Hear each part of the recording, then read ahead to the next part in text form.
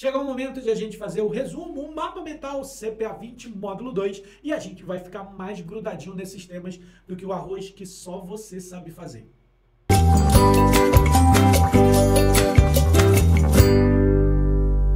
O módulo 2 da CPA 20 inicia falando ali da prevenção à lavagem de dinheiro e financiamento ao terrorismo. Ou seja, vamos resumir PLD, PLD, FT. Prevenção à lavagem de dinheiro e financiamento ao terrorismo. Como é que funciona, hein? É importante você lembrar que o crime de lavagem de dinheiro, ele sempre tem uma outra origem ilícita. Por exemplo, teve um dinheiro que foi levantado antes da lavagem de dinheiro que teve uma origem ilícita, como tráfico de entorpecentes, ainda corrupção, ainda sequestro, roubo, enfim. Qualquer atividade ilegal que levante o dinheiro ilícito, que tenha uma origem para aquele recurso de forma ilícita, começa com um crime antecedente.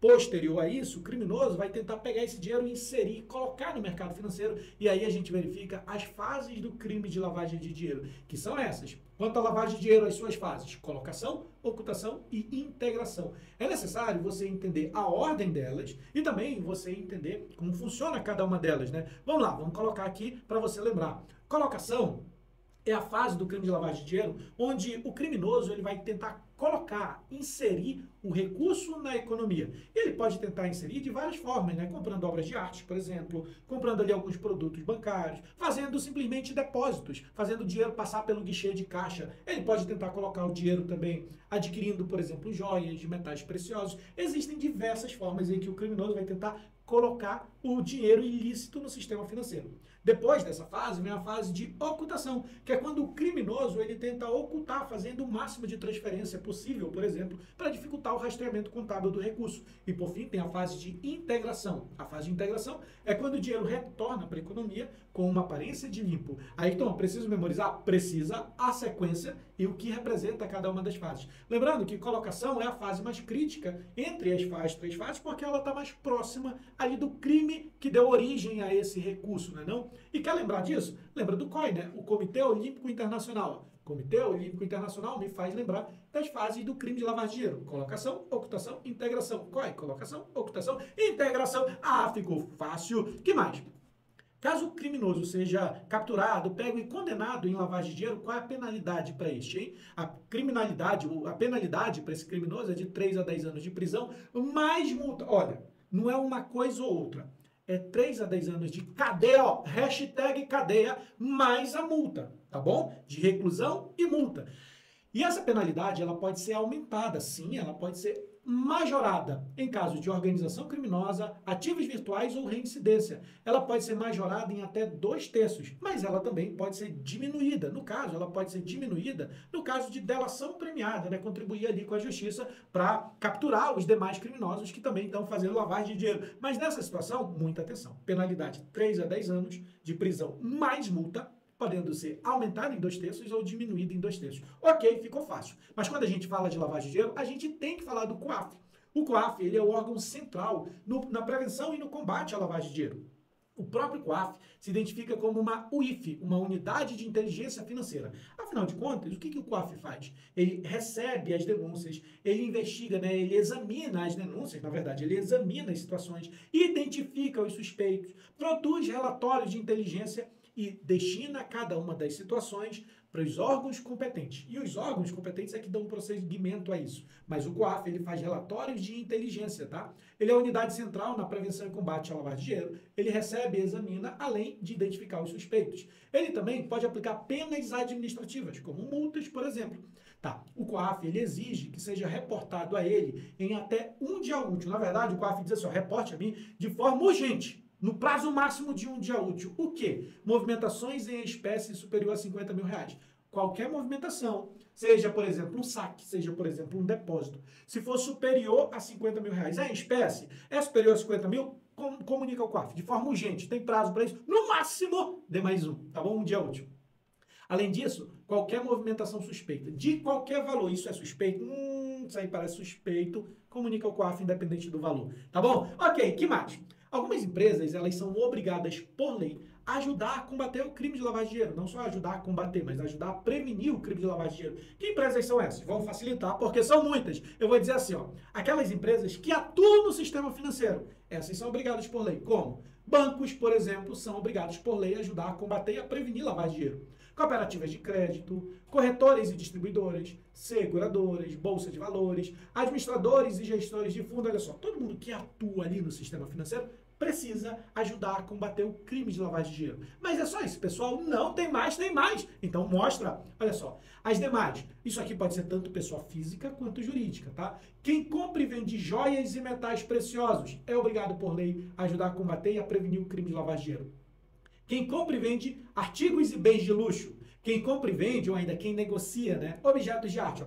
Quem compra e vende, ou quem negocia metais preciosos, artigos e bens de luxo, obras de arte, né, objetos de arte, ainda imóveis, ó, todo esse pessoal que compra e vende, que negocia essas situações, precisa ajudar a combater o crime de lavagem de dinheiro. Só esses? Não, tem mais. Quem faz sorteios, as loterias são obrigadas também, e quem faz transporte de valores. Sabe o serviço de carro forte? Bem, essas empresas também são obrigadas por lei a ajudar a combater o crime de lavagem de dinheiro. E como é que a gente ajuda? E como é que as empresas atuam para ajudar? Primeiro ali, para fazer a prevenção, devem manter o cadastro atualizado dos clientes e também manter a movimentação desses clientes. E tem um prazo para manter isso, porque só falar assim, tem que manter o cadastro e a movimentação. Por qual prazo, hein? Sempre 10 anos, tá? Sempre 10 anos, ó, pelo prazo de 10 anos, tanto para o cadastro quanto para a movimentação. Essas empresas também devem fazer o que nós chamamos de ABR, avaliação baseada em risco, onde ela vai classificar os clientes, a localização, os colaboradores, os parceiros, os produtos, os serviços, por mais risco e menos risco quanto à lavagem de dinheiro. Aqueles que são mais propensos, são mais arriscados para serem utilizados para lavagem de dinheiro, para que coloca ali um selo de maior risco? Para poder dar mais controle, mais fiscalização, estar mais atento a esses que tiverem maior risco. E quanto à classificação de menor risco? Se for classificado no ABR, um produto, um cliente, uma localização, um parceiro, um produto, um serviço, como menos risco, deixa correr mais solto, aí tem menos risco, eu só vou ficar mais atento se aparecer uma situação suspeita aqui, tá? Então, o ABR é assim, ó, classifica tudo, mais risco e menos risco, é assim que é o ABR. E a gente também tem o relatório de efetividade, que é a metodologia utilizada e os testes aplicados para encontrar deficiências e correções. Por exemplo, vamos supor aqui que a gente achou uma falha lá numa classificação de clientes, uma situação que passou desapercebido. Onde é que a gente percebe isso? No relatório de efetividade, onde ele vai buscar e encontrar as deficiências para poder corrigi-las. Ah, entendi então o relatório de efetividade. Ok. Quando a gente está falando então de lavagem de dinheiro, eu falei aqui inicialmente da penalidade para o criminoso que comete o crime, né? Tá, e tem penalidade administrativa, por exemplo, para a empresa. Uma empresa não pode ser presa. E aí, o que a gente faz, hein? Penalidades administrativas, cassação ou suspensão de funcionamento. Uma empresa pode ser cassada ou ter o registro de funcionamento simplesmente suspenso. Não vai funcionar mais, tá? Cancelou aqui, cancelou a parada, não funciona, não cuida direito. Ó, eu tô de olho, hein? Menino mal, não tô gastando. Além disso, como penalidade administrativa, também existe multa. E essa multa é de no máximo 20 milhões, tá? No máximo 20 milhões de reais. Outro ponto importante é que quando a gente fala de lavagem de dinheiro, a gente precisa falar das pessoas politicamente expostas, ou ainda as PEP ou PPE, né? Pessoa exposta politicamente, ou pessoa politicamente exposta. É a mesma coisa, é o Zé, o José, o Chico, o Francisco, é o João, o João. É o mesmo nome para a mesma situação. São nomes diferentes para a mesma situação. O que é uma pessoa politicamente exposta? Guarda isso. É aquele que tem um cargo público de relevância. Vou repetir. É aquele que tem um cargo público de relevância, independente de ter sido eleito por voto popular ou por indicação, independente disso. Então, cargo público de relevância. Mas é só a pessoa? Não. A classificação de pessoa politicamente exposta vai ser estendida aos parentes diretos, por exemplo, cônjuge, né? Filhos, ou ainda enteado, enteada, ainda pai, mãe, irmãos, parentes diretos, são considerados também pessoas politicamente expostas. E essa classificação dura somente enquanto eu estiver no cargo público de relevância? Não! Essa classificação ela permanece por 5 anos após o término do mandato. Então, eu sou presidente da República, acabou meu mandato, deixei de ser uma pessoa politicamente exposta? Não, vai permanecer a classificação por mais 5 anos, tudo bem? Então, ótimo. Vamos seguir? Vamos falar de outros crimes contra o sistema financeiro? A gente falou ainda há pouco de lavagem de dinheiro. É um crime contra o sistema financeiro. Mas vamos falar de outros? Vamos falar de outros. E vamos falar dos crimes quando a gente utiliza uma informação privilegiada de forma indevida. Aí, então, é crime ter uma informação privilegiada? Não. Você ter informação privilegiada não é crime. Mas, dependendo de como você usa, você pode, inclusive, ser preso por causa disso, tá? Vamos falar ali do insider trader primeiro. Insider trader é aquela pessoa que, em função do seu cargo, cargo, em razão da sua atividade, ela detém uma informação privilegiada que ainda não foi divulgada ao mercado e ela pega e utiliza essa informação para ganhar dinheiro, para ganhar recurso, seja em benefício próprio ou para terceiros. Ah, eu ganhei dinheiro para mim, eu vou usar uma informação privilegiada para eu ganhar dinheiro para mim. Nesse caso, eu estou sendo insider trader primário, tá?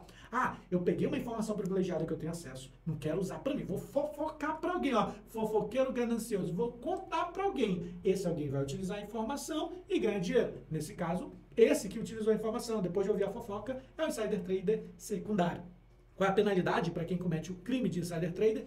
1 a 5 anos de reclusão, mais multa. E front running, como é que funciona? Front running é como eu alterar a sequência dessa fila aqui, tá vendo? Ó, tem uma fila ali, e aí eu vou lá e altero para ganhar dinheiro. Como assim? Aí então não ficou claro. É inverter a sequência das ordens, lógico, quando essa ordem for uma ordem parruda, que vai impactar o mercado, tá? Dá prioridade para uma ordem em detrimento da outra. Por que alguém faria isso? Se é uma ordem parruda, que vai impactar o mercado, se você mexe na sequência das ordens, você pode ser beneficiado por isso, ou beneficiar uma outra pessoa. Front running sempre vai ter essa característica. Uma ordem pesada, que vai impactar no mercado, e você alterar a sequência das ordens. Dá preferência para uma em detrimento da outra. Uma ordem que chegou primeiro, você põe lá para trás, altera a sequência. Isso é front running. Penalidade, 1 a 5 anos de reclusão, de prisão, mais multa. Vez ou outra alguém diz assim, ah, então, mas eu vim em outro lugar que não era esse prazo de penalidade. Tem certeza que é 5 anos de prisão mais multa? De reclusão mais multa? Tem, olha só.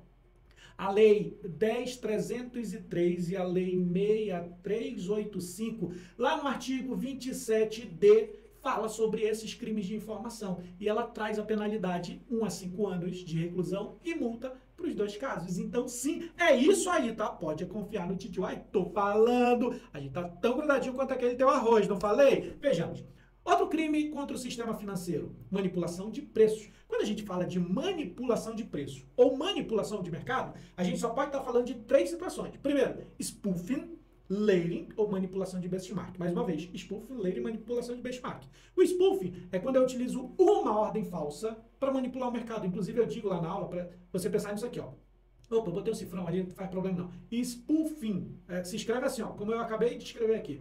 Esse O no meio você pensa como sendo um 00. Para sair do zero, basta uma ordem falsa. Então, spoofing é quando se utiliza uma ordem falsa, seja uma ordem de compra, seja uma ordem de venda, para manipular o mercado. Layering são múltiplas ordens, múltiplas camadas, várias camadas suscetíveis de ordens erradas, de ordens falsas, na verdade, para manipular o mercado.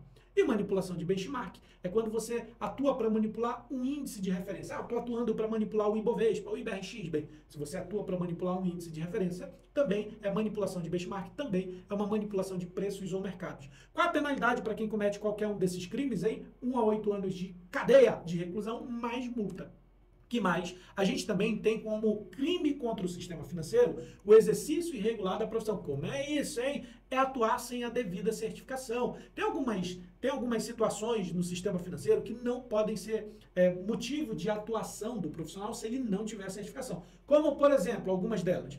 Os analistas não pode atuar sem certificação. Gestor, assessor, agente fiduciário não pode atuar sem a devida certificação. Caso você atue em uma dessas funções, mesmo que seja de forma voluntária, não, eu só vim aqui para ajudar, não faz nada comigo, você vai estar sujeito à detenção de 6 meses a 2 anos, tá? 6 meses a 2 anos de detenção, mas, ó, é o seguinte, ó.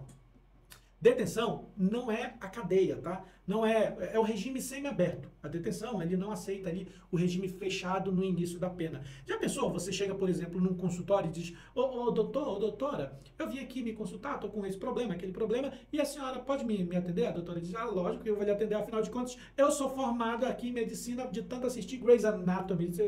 Caramba! Teu diploma vem de Grey's Anatomy, corta, encerra. Então, não dá, né? Para atuar com algumas situações, você tem que ter ali a certificação, algo que comprove que você entende daquilo. Ou ainda, você vai atrás de um advogado e diz, advogado, eu estou precisando tanto do seu auxílio, vem me ajudar, vem me socorrer. O advogado diz, lógico que eu vou lhe ajudar, afinal de contas, eu sou formado em Suits. Eu aprendi ali com o doutor Harvey Spencer. O que você vai dizer? Meu pai, corta, encerra. Tu não tem não, tu não é formado não, tu não tem também OAB não? Corta, cancela. É a mesma coisa, tá? Ok. Que mais aqui que a gente pode verificar? Omissão imprópria. Omissão imprópria, eu digo que é o isentão, né? É aquele que diz assim, ó, tô vendo o crime acontecer, mas não vai dar em nada. Tem certeza, isso aí não vai acontecer nada, não vai dar em nada. Bem, é aquele que vê a situação acontecendo, o crime acontecendo e não relata isso. Caso seja descoberto e caso seja comprovado que alguém fez ali omissão imprópria, né, que um agente de mercado utilizou de omissão imprópria, viu acontecer e não falou nada, a penalidade que ele tá sujeito é exatamente a mesma do crime que ele encobertou. Ah, eu vou ficar caladinho que não vai dar em nada, olha só. Você vai estar sujeito à mesma penalidade. Ok, nesse módulo a gente também fala das empresas ASG ou ISG, né? ASG ou AESG.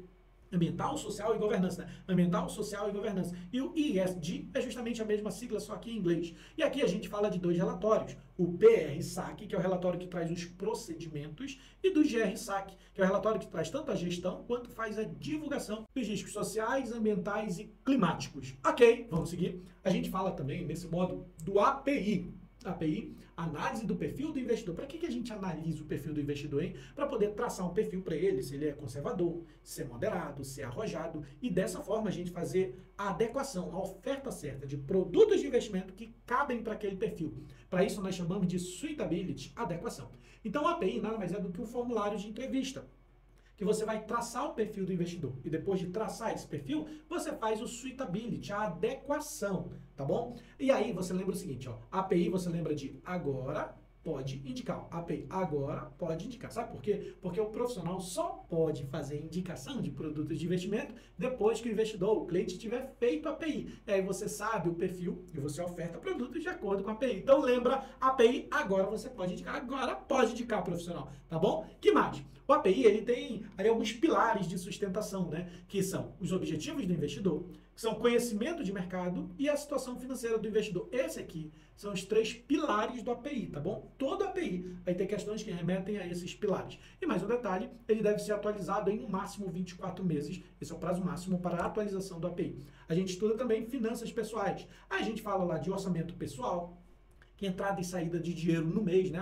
O meu mês aqui, o meu dinheiro está entrando e saindo, a gente vê isso em orçamento pessoal. E também o balanço patrimonial, que é quando a gente já verifica o patrimônio de uma determinada família, de uma determinada pessoa, e aí num prazo maior, no prazo de ano, né? De um ano, no caso. Aqui a gente também verifica o índice de endividamento, que a gente encontra por essa fórmula, passivo, ó, passivo sobre ativo. Passivo sobre ativo, a gente acha o índice de endividamento. A gente pode multiplicar por 100, né? É o comum a gente fazer para poder transformar isso em percentual. E também é importante você lembrar que em finanças pessoais a capacidade de poupança. Capacidade de poupança é quando eu ou você tem um recurso suficiente e agora pode investir, tem capacidade de ir lá investir, tem capacidade de poupar recurso. Isso significa que você vai fazer? Não necessariamente, né? Mas significa que você tem capacidade para isso, capacidade de poupança. Tá bom. Nesse módulo a gente também fala das heurísticas, e heurística é muito legal, né? Heurísticas são atalhos mentais. Sabe como eu falo na aula? Eu digo assim, você quer entender o que é uma heurística? Ó, você só vai pensar no que eu vou falar. Por favor, não responda em voz alta. Eu digo assim, ó, imagine-se como gestor de uma empresa ou gerente de uma agência bancária e de repente chega uma ordem para você que diz o seguinte: em 10 minutos você precisa demitir alguém. E aí, quem é que você demitiria aí na empresa onde você trabalha? Hã? Não fala, ó,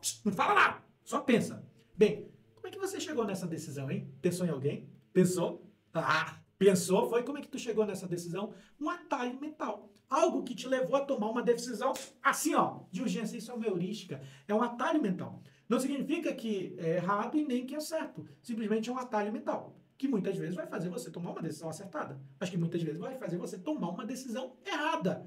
Heurística é isso, são atalhos mentais que as pessoas têm na hora de tomar decisões de investimento. E quais são as heurísticas que a gente estuda aqui? Disponibilidade, que são informações recentes da memória, aquela informação que está aqui fresquinha na memória e eu utilizo ela para tomar uma decisão. Ainda, representatividade, que são informações de longo prazo ou de apego pessoal, né? de apelo emocional. Caramba, essa situação aqui é uma informação muito antiga que eu tenho guardado na memória, eu tenho uma memória afetiva quanto a isso, eu tenho um apego. Isso aí é representatividade. Ancoragem é quando você ancora a tua tomada de decisão em valores, em dados, em números. Eu gosto de falar assim, ó. Sabe aquele cliente que diz assim, eu quero fazer um empréstimo. Aí você diz, eu vou fazer com tal taxa. O cliente diz, não. Se não for a taxa que eu quero, eu não faço. Aí você fala com o regional, fala com o diretor, fala com o presidente, fala com o dono e ninguém resolve. Não dá para chegar. Aí você diz, cliente, não dá. O que tu tá pedindo é impossível. Não consigo, não. Mas vou fazer, eu consegui. Essa daqui é muito cliente diz, é que eu pedi? Então não quero. Ó, ele tomou uma decisão pela heurística da ancoragem. Ele está ancorado ali naquela taxa que está na cabeça dele, naquele número que está na cabeça dele. Tá? Mesmo não sendo possível naquele momento, mesmo você já tendo atingido o mínimo possível ou o máximo possível, chegou o mais próximo possível, não chegou no número que aquela pessoa quer. E aí? Essa pessoa está tomando uma decisão pela heurística da ancoragem. É ficar ancorado em valores, em dados, em percentuais, em um número. É ficar ancorado nisso. E aí temos também aversão à perda, manter posições perdedoras e se desfazer rapidamente de posições vencedoras. Os nossos alunos entendem quando eu digo que é o relacionamento tóxico, que é aquele que você tem ali, aquele relacionamento que, pelo amor de Deus, só te leva para o fundo do poço e todo mundo olha e diz, larga esse boyzinho, larga essa boyzinha que não tá te servindo, tá te fazendo mal. E você diz, não, eu vou afundar com ele, eu afundo com ela, mas eu não largo. Eu tenho tanto medo de perder aquilo que eu não largo, eu afundo junto. Então, ó, eu mantenho aquelas posições perdedoras, ó, mantenho aquilo que me afunda, me leva para baixo, é a mesma coisa, eu fico atracado. E também, o contrário é verdadeiro, né? Me desfaço rapidamente de posições vencedoras. Muitas vezes você já está tão acostumado com relacionamento tóxico que você pega um boyzinho maravilhoso, uma boyzinha maravilhosa, o príncipe, a princesa encantada, e você diz, isso tá bom demais para ser verdade, vou terminar, vou me desfazer. Tá, ó, relacionamento tóxico te levou a isso. A aversão à perda é isso, tá? Se desfaz rapidamente de posições vencedoras e mantém posições perdedoras. É isso. Que mais? A gente fala também da heurística framing, tá? Framing depende da forma como uma informação é apresentada. É enquadramento. Você enquadra só o lado que você quer que a outra pessoa veja. E se a outra pessoa tomar decisão por isso, adivinha? Ela tomou uma decisão baseada na heurística framing. Ayrton, maravilha, eu gostei. E agora eu associei muito bem, maravilha. Já que você gostou, aproveita e segue aqui as nossas redes sociais. Vai lá, segue o nosso YouTube, segue o Instagram, tanto da Gama de Ensino quanto o meu. Segue também o nosso LinkedIn, TikTok. Segue que eu aguardo você toda semana. Tem conteúdo relevante para sua prova. Te vejo na próxima.